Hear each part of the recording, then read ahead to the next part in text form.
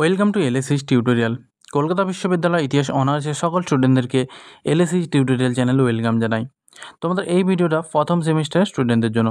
তোমাদের প্রথম সেমিস্টার অনার্সের যে ডিএসসিসি 1 পেপার রয়েছে, এই পেপারেরই প্রিভিয়াস ইয়ারের প্রশ্নপত্র শেয়ার করব। তোমাদের 2024 সালে আমি প্রশ্নপত্র অলরেডি শেয়ার করে দিয়েছি, তোমরা কিন্তু অবশ্যই প্রশ্নপত্রটি দেখে খাতায় নোট ডাউন করে নিতে পারো। এই ভিডিওর মাধ্যমে আমি তোমার 2023 সালের প্রশ্নপত্রটি শেয়ার করব। তাহলে তোমরা যারা নতুন এসেছো অবশ্যই কিন্তু চ্যানেলটিকে সাবস্ক্রাইব করে রাখবে। আমি কিন্তু এই চ্যানেলের মাধ্যমে তোমাদের সাজেশন, নোটস এবং বিভিন্ন নিত্য নতুন আপডেট শেয়ার করে থাকি। তাই তোমরা যারা প্রথম সেমিস্টার নতুন স্টুডেন্ট আছো অবশ্যই কিন্তু চ্যানেলটিকে ফলো করে রাখতে পারো।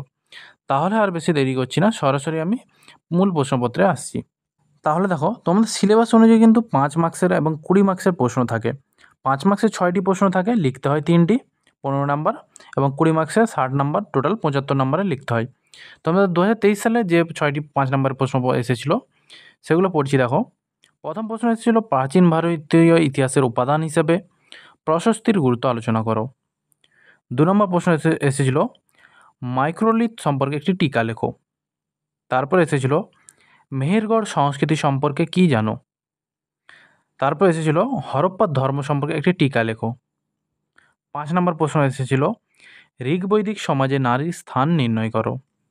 এবং 6 নম্বর প্রশ্ন এসেছিল আজীবিক ধর্মের মূল ভাবনা সম্পর্কে টিকা লেখো। এই 6টি প্রশ্ন 5 মার্কসের এসেছিল। এবার 20 মার্কসের যে 6টি প্রশ্ন এসেছিল, দেখো, প্রাচীন ভারতীয় ইতিহাস পুনর্গঠনে প্রত্নতাত্ত্বিক উপাদানের গুরুত্ব আলোচনা করো।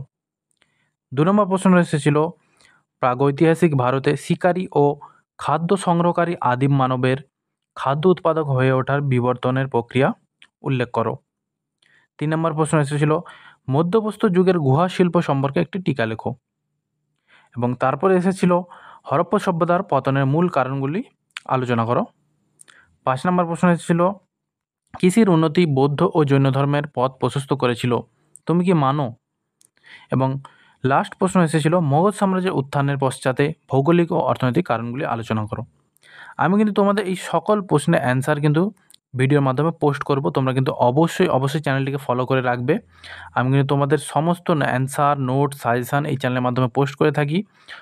তোমরা কিন্তু বিগত বছরের ভিডিওগুলো দেখে নিতে পারো, ঠিক আছে। তাহলে তোমরা যারা নতুন এসে অবশ্যই কিন্তু সাবস্ক্রাইব করে রাখবে। এবং তোমরা ইংলিশ ভার্সন যারা স্টুডেন্ট রয়েছো, এই প্রশ্নপত্রটি আমি স্ক্রিনের মাধ্যমে দেখিয়ে দিচ্ছি, তোমরা কিন্তু অবশ্যই নোট ডাউন করে নেবে।